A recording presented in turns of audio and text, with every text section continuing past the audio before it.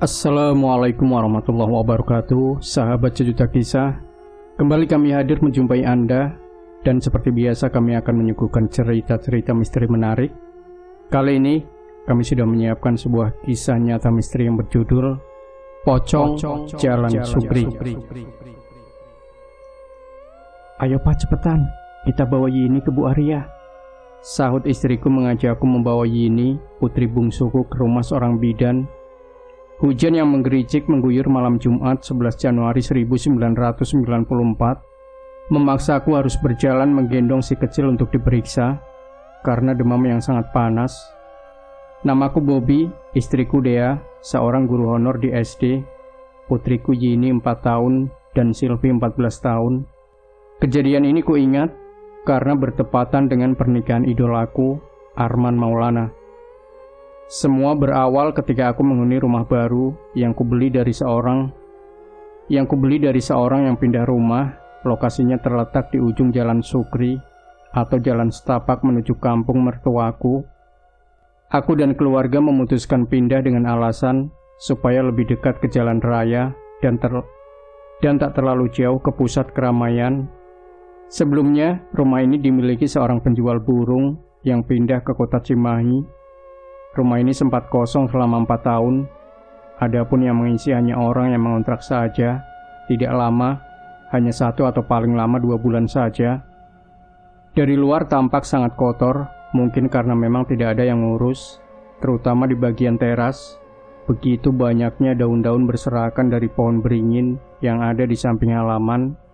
Tambah di samping rumah ada pabrik pembakaran bata merah. Istriku dan anak-anak tidak setuju pindah ke rumah ini. Namun, daripada tinggal ngontrak terus-terusan, mungkin lebih baik ku beli saja rumah dengan harga murah. Setidaknya aku punya bangunan. Kalau nanti aku punya rezeki lebih untuk membeli yang lebih baik, mungkin rumah ini bisa kuwariskan untuk anak-anakku. Ku bersihkan semuanya, dari halaman depan yang penuh dengan ilalang dan semua ruangan yang sudah berdebu. 1 bulan kami tinggal di rumah itu tidak ada kejanggalan apapun, apalagi cerita-cerita horor seperti yang diceritakan masyarakat.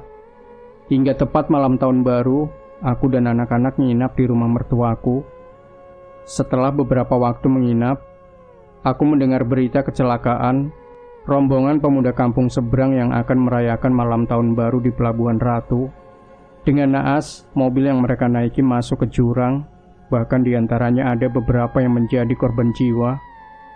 Kabar itu kudapat seminggu setelah tahun baru, tepatnya dari Mang Barna, tukang ojek yang kutemui di tempat penggilingan kopi di Tanjakan Ibot. Setelah tragedi itu, suasana malam menjadi sangat sepi, seolah masyarakat tidak berani keluar rumah setelah adzan maghrib. Tepatnya pada Kamis malam, anakku Yini demam.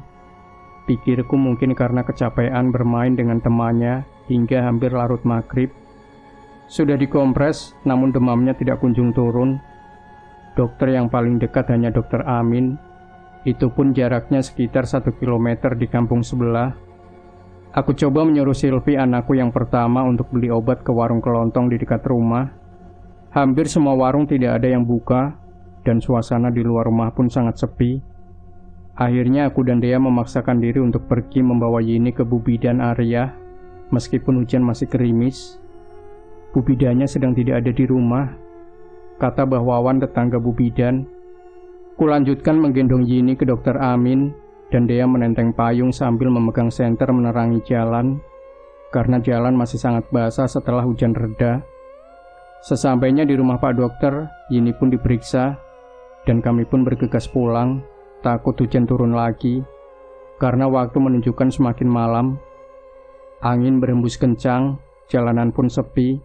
Tibalah kami di pertigaan Jalan Sugri.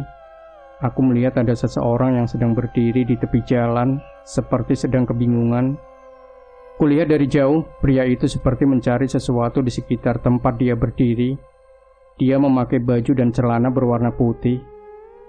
"Punten," sahutku. Pria itu tidak menjawab, hanya menunduk dan mondar-mandir seperti bingung.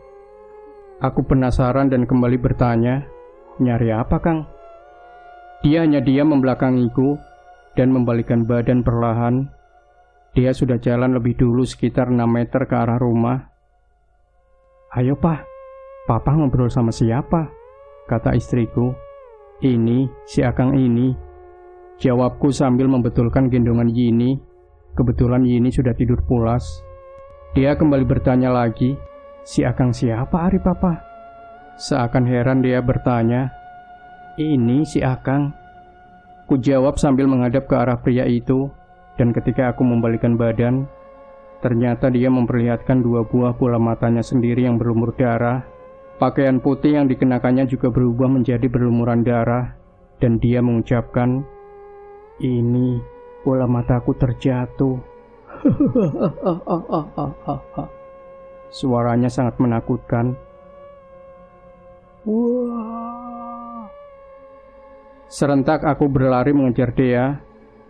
Ada apa, Pak? Tanya dia seperti tidak melihat apapun. Ayo lari, Mah.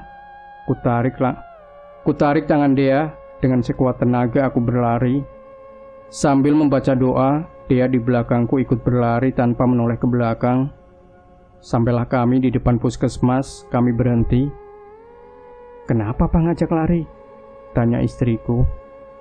Kujelaskan apa yang kulihat, namun dia hanya terheran. Karena katanya dia tidak melihat siapapun di pertigaan, hanya melihat aku ngobrol sendirian. Karena terlalu malam, kami lanjut berjalan. Tepat di turunan, tiba-tiba dia bergeser ke sebelah kiri dan berjalan melambat. Ada apa, Mah? Tanyaku. Papa di depan. Mama takut Papa ketinggalan lagi. Jawabnya sambil memegang lengan bajuku seperti ketakutan. Kami berjalan terus melewati rindangnya pohon bambu itu. Di sebelah kanan jalan ada hamparan kebun dan makam yang sangat luas. Senter yang dipegang Dea cahayanya semakin kecil. Hingga di tengah turunan, senter itu mati. Ya, baterainya habis, Pak, kata Dea. Ya udah, bentar lagi juga nyampe. Ayo, cepetan aja jalannya. Kami berjalan sambil menunduk karena memilih jalan, takutnya terpeleset. Karena jalan itu masih hanya bebatuan tanpa aspal. Kurang lebih 200 meter lagi menuju rumah, kami berpapasan dengan 4 orang pria yang berlawanan arah.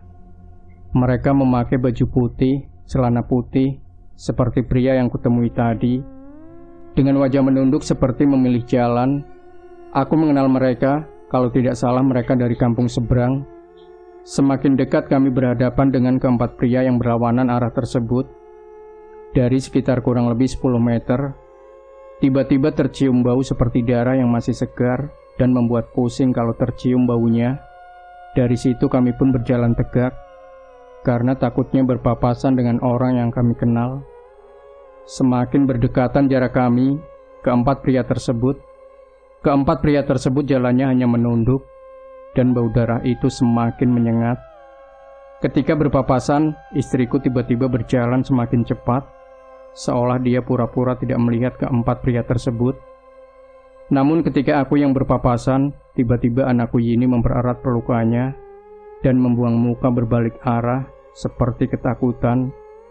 Dia menangis dan teriak, "Mama, takut." Aku pun kaget dan membalikkan Yini menjadi di depan. Ada apa yang? Tanyaku pada Yini sambil kupeluk erat. Papa, Yini takut.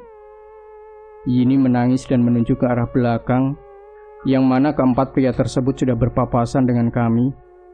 Takut apa yang? Ku elus-elus sambil jalan sedikit dipercepat. Itu Papa, itu. Yini menunjuk sambil menangis ketakutan. Itu, di belakang Papa.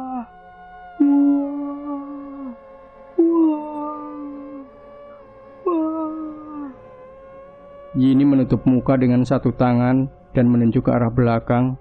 Istriku menoleh ke belakangku. Papa, lari! Teriak dia sambil berjalan mundur dan berlari. Astagfirullah.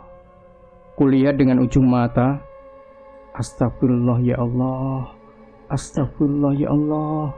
Terus kuulang. Yini menangis sampai rumah. Tetanggaku yang hanya 2 rumah pada keluar menghampiri. Ada apa, Ak? Tanya mertuaku yang datang setelah kami berangkat tadi. Abah, Yeni takut.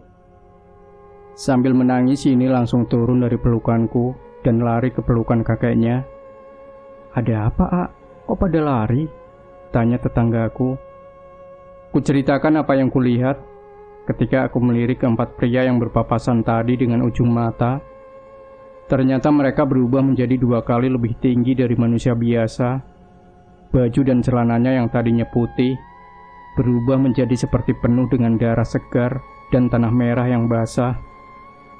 Astagfirullahaladzim. Mertuaku kaget seakan marah karena aku meninggalkan Sylvie sendirian di rumah. Makanya, A, jangan bepergian malam Jumat Kliwon, kata mertuaku. Ini lagi si Teteh ditinggalin sendiri di rumah. Gimana kalau ada apa-apa? Di sini tuh pintu masuk ke astana. Jadi kalau malam Jumat, kebanyakan orang pada nggak berani keluar. Apalagi semenjak ada tragedi tahun baru itu, sahut tetanggaku yang datang. Sejak kejadian itu, setiap malam Jumat kami tidak berani keluar rumah. Namun setelah berselang 1 tahun, aku memutuskan untuk membeli rumah yang lebih dekat ke jalan raya. Harapanku agar semakin dekat dengan pusat keramaian. Hingga kini kami masih menetap di daerah Citalem, tidak jauh dari Jalan Sukri.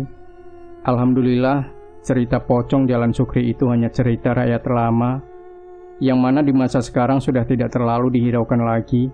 Bahkan ceritanya pun sudah banyak yang tidak tahu.